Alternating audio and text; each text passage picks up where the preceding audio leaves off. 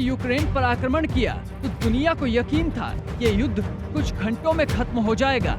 रूस को भी पूरा भरोसा था कि ज्यादा से ज्यादा एक दिन लगेंगे, पर जेलेंस्की की जिद और यूक्रेन की जनता के आगे रूस के सैनिक भी दम भरने लगे।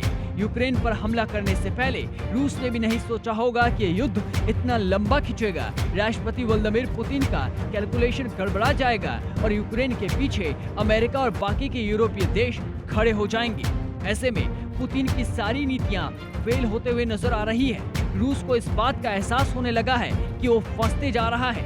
ऐसे में वो बीच का रास्ता ढूंढने लगा और भरोसा जताया सबसे भरोसेमंद दोस्त भारत पर। रूस ने भी अब मान लिया कि मोदी सरकार के अलावा किसी और में ये दम नहीं कि रूस और यूक्रेन के बीच सुलह करा दे। उसने साफ कहा है कि भारत युद्ध में आमने सामने आ चुके देशों के बीच मध्यस्थ की भूमिका निभा सकता है। बता दें कि यूक्रेन के साथ युद्ध के बीच भारत दौरे पर आए रूस के विदेश मंत्री सर्गेई लावरोव ने शुक्रवार को प्रधानमंत्री नरेंद्र मोदी से मुलाकात की।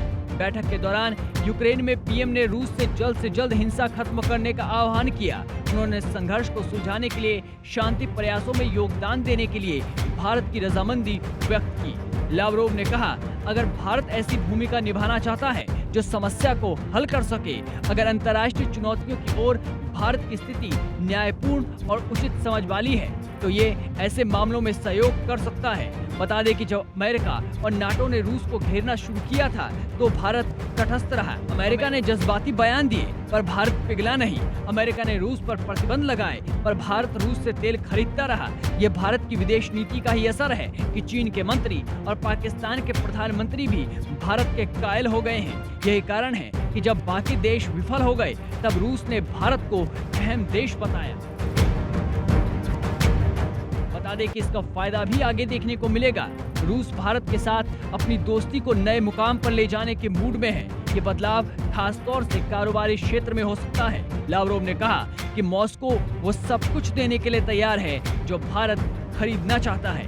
ये बताता है कि भारत की ताकत कितनी है और क्यों बाकी देश अब भारत से ना तो सीधा पंगा ले सकते हैं, ना कोई दबाव बना सकते हैं। ब्यूरो रिपोर्ट, जी मीडिया।